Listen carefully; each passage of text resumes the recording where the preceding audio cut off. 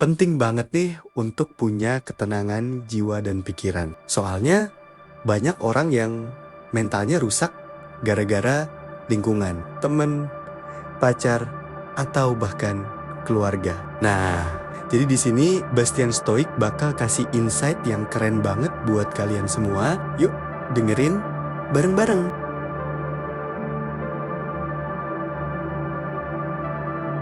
Kamu mungkin pernah berada di tengah-tengah sekelompok orang dan merasa tidak diperhatikan, kurang dihargai, atau setidaknya tidak diakui sebagaimana mestinya. Ini pernah dialami semua orang, entah dalam hubungan romantis, pertemanan, di tempat kerja, atau dalam keluarga. Perasaan ini bisa membuat kita merasa tidak berdaya dan frustrasi, sesuatu yang tidak disukai siapapun. Di sisi lain, kita sering melihat orang lain menjadi pusat perhatian, dan ini bisa membuat kita merasa terpinggirkan dan tidak berharga. Menurut filosofi Stoik, kita tidak bisa berharap untuk selalu diperhatikan oleh orang lain, karena ini mungkin di luar kendali kita dan pengakuan semacam itu mungkin tidak akan datang. Namun, ada cara untuk menonjol, diperhatikan, dan diakui. Itulah yang akan kita bahas dalam video ini. Jika kamu bisa menguasai dan menerapkan teknik-teknik ini, sangat mungkin kamu akan lebih diperhatikan daripada sebelumnya. Lebih dari itu, penting untuk diingat bahwa jika kamu mulai lebih diperhatikan dan diakui, kamu pasti akan mendapatkan lebih banyak peluang di berbagai bidang kehidupan, terutama dalam cinta dan karier. Oleh karena itu, saya sarankan untuk menonton video ini hingga akhir. Karena semua langkah yang dibahas saling berhubungan dan merupakan bagian dari strategi yang lengkap. Fokuslah pada konten, bukan gangguan sehari-hari. Mari kita mulai. Nomor 1. Berpikiran terbuka. Dalam interaksi manusia, menonjol bukan hanya soal kehadiran fisik atau kata-kata, tetapi juga sikap mental. Pikiran yang terbuka adalah elemen penting, tidak hanya untuk diperhatikan, tetapi juga untuk memperkaya interaksi. Sikap ini berfungsi seperti magnet yang menarik perhatian dan rasa hormat dari orang lain, menjadikan seseorang lebih terlihat dan dihargai dalam konteks sosial. Pikiran terbuka berarti kesediaan untuk menerima dan mengeksplorasi ide serta perspektif baru, bahkan jika itu berbeda dari yang biasanya kita kenal. Ini adalah kemampuan untuk melihat melampaui norma yang ada dan mempertimbangkan dunia dari sudut pandang yang berbeda. Sikap ini menunjukkan bahwa seseorang siap untuk tumbuh dan beradaptasi, dua hal yang sangat dihargai dalam masyarakat yang terus berkembang. Dalam hubungan romantis, berpikiran terbuka bisa membuat perbedaan antara hubungan yang stagnan dan hubungan yang tumbuh dengan pengalaman baru. Di tempat kerja, sikap ini membuka peluang untuk inovasi dan solusi kreatif, membuat seseorang dipandang sebagai pemikir yang berharga.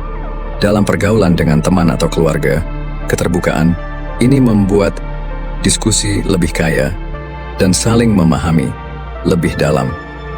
Lebih dari sekadar menerima ide baru, berpikiran terbuka juga melibatkan proaktif mencari dan menghargai pikiran-pikiran yang tidak biasa. Ini adalah sikap yang merayakan keragaman intelektual dan budaya sebagai peluang untuk memperluas wawasan diri. Dengan menghargai ide-ide baru, seseorang mendapatkan rasa hormat dan dipandang sebagai pemimpin pemikiran, seseorang yang tidak takut menjelajah hal-hal baru. Selain itu, berpikiran terbuka mengundang kolaborasi dan dialog.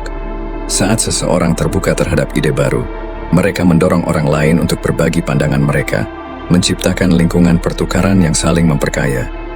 Ini tidak hanya memperkuat hubungan yang ada, tetapi juga menarik hubungan baru, karena orang tertarik pada mereka yang menghargai dan mendengarkan mereka. Nomor 2. Kehadiran karismatik. Di balik kehadiran karismatik adalah keaslian. Orang yang karismatik tulus dalam interaksinya. Mereka tidak berpura-pura menjadi orang lain demi mendapatkan persetujuan. Keaslian ini menciptakan hubungan yang dalam dengan orang lain. Karena di dunia yang penuh kepura-puraan, ketulusan adalah sesuatu yang menyegarkan dan menarik. Orang yang karismatik juga memiliki kecerdasan emosional yang tinggi. Mereka peka terhadap perasaan orang lain dan tahu kapan harus berbicara dan kapan harus mendengarkan, menciptakan keseimbangan yang membuat setiap interaksi terasa bermakna. Selain itu, mereka memiliki semangat yang menginspirasi. Ketika seseorang berbicara tentang hal yang mereka sukai atau percayai dengan sungguh-sungguh, energi dan antusiasme mereka bisa menular. Nomor 3, percaya diri. Percaya diri adalah dasar dari kehadiran pribadi. Ini bukan hanya soal penampilan luar atau kemampuan berbicara, tetapi keyakinan dalam diri sendiri. Ketika seseorang percaya pada kemampuannya, perasaan ini tercermin dalam setiap tindakan, kata-kata, dan keputusan mereka. Keyakinan diri yang tulus membuat orang lain tertarik dan memperhatikan. Dalam hubungan romantis, percaya diri menarik karena menunjukkan stabilitas dan keamanan. Di tempat kerja, percaya diri menginspirasi rasa hormat dan membuat seseorang dipandang sebagai pemimpin alami. Namun, kepercayaan diri yang sejati tidak berasal dari kesombongan, tetapi dari pemahaman realistis tentang kekuatan dan kelemahan diri. Nomor 4, kemandirian. Kemandirian adalah perwujudan dari kepercayaan diri dan kemampuan untuk berdiri sendiri. Ini tidak berarti menolak bantuan orang lain, tetapi lebih pada kemampuan untuk membuat keputusan dan bertindak berdasarkan penilaian pribadi, serta nilai-nilai yang dipegang. Kemandirian menunjukkan kekuatan karakter dan kejelasan tujuan yang jarang ditemui, dan oleh karena itu sangat mengagumkan. Dalam hubungan romantis, kemandirian adalah dasar dari hubungan yang seimbang dan sehat, di mana setiap pasangan menghargai ruang dan individualitas masing-masing. Di tempat kerja, kemandirian diartikan sebagai inisiatif dan inovasi, ciri-ciri yang diperlukan dari seorang pemimpin yang efektif atau rekan kerja yang bernilai. Dalam pergaulan sosial, kemandirian menunjukkan orisinalitas dan keaslian, dua hal yang secara alami menarik perhatian. Lebih dari sekadar percaya diri dan berpikir bebas, kemandirian juga melibatkan tanggung jawab.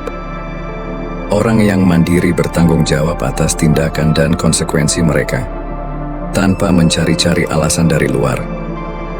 Ini semakin memperkuat citra seseorang sebagai pribadi yang dapat diandalkan, meningkatkan visibilitas dan status mereka di mata orang lain. Nomor 5, kecerdasan dan kreativitas. Di dunia yang penuh dengan gangguan dan suara yang saling berebut perhatian, menarik perhatian orang lain adalah tantangan besar. Dalam skenario ini, kombinasi kecerdasan dan kreativitas menjadi kekuatan yang kuat, bukan hanya untuk menarik perhatian, tetapi juga mempertahankannya dan mengubahnya menjadi kekaguman serta rasa hormat. Kecerdasan saja sudah menjadi alat yang kuat. Ini memungkinkan seseorang menganalisis, memahami, dan menavigasi interaksi manusia yang rumit, serta tantangan profesional. Namun, ketika digabungkan dengan kreativitas, kecerdasan melampaui batas-batas konvensional, membuka pintu untuk solusi inovatif dan ide-ide orisinal. Kombinasi ini tidak hanya memecahkan masalah, tetapi juga mendefinisikan ulang masalah itu sendiri, menawarkan perspektif baru yang menarik imajinasi orang lain. Misalnya, dalam hubungan romantis, kecerdasan dan kreativitas bisa berarti pendekatan baru yang segar untuk berkomunikasi dan berbagi pengalaman, memperkaya hubungan dan menjaga percikan cinta tetap menyala dalam waktu yang lama. Di tempat kerja, kualitas-kualitas ini bisa menempatkan seseorang sebagai pemimpin, pemikiran, atau inovator. Seseorang yang idenya tidak hanya menarik, tetapi juga menginspirasi tindakan dan perubahan. Nomor 6, bahasa tubuh. Dalam dunia di mana kata-kata sering diucapkan tanpa bobot dan percakapan dapat dilupakan dengan cepat, bahasa tubuh muncul sebagai sarana komunikasi yang kuat. Bahasa tubuh yang baik adalah alat penting untuk menonjol di berbagai situasi, baik itu dalam lingkungan sosial, profesional, atau pribadi. Bahasa tubuh adalah isyarat non-verbal yang menyertai kata-kata kita, bertindak sebagai penguat atau pengendali pesan yang ingin kita sampaikan.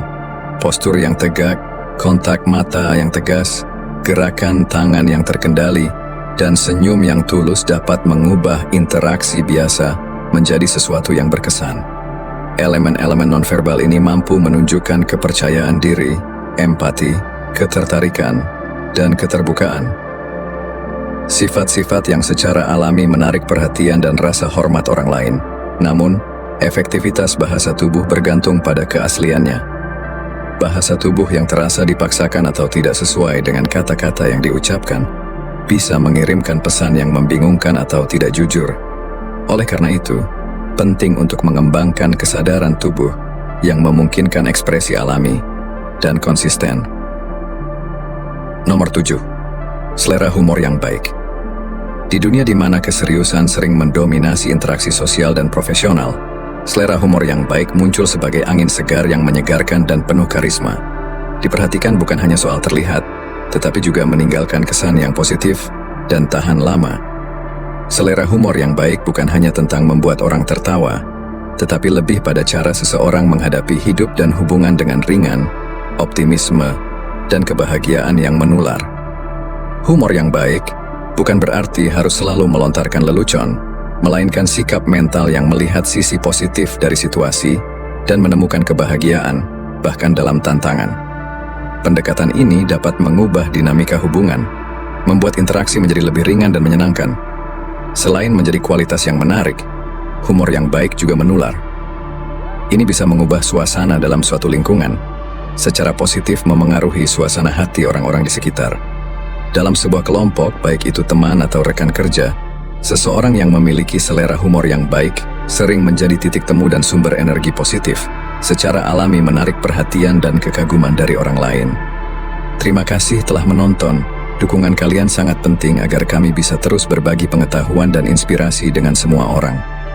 Beritahu kami pendapat kalian tentang video ini di kolom komentar. Kami sangat menghargai pendapat kalian. Sampai jumpa di video berikutnya.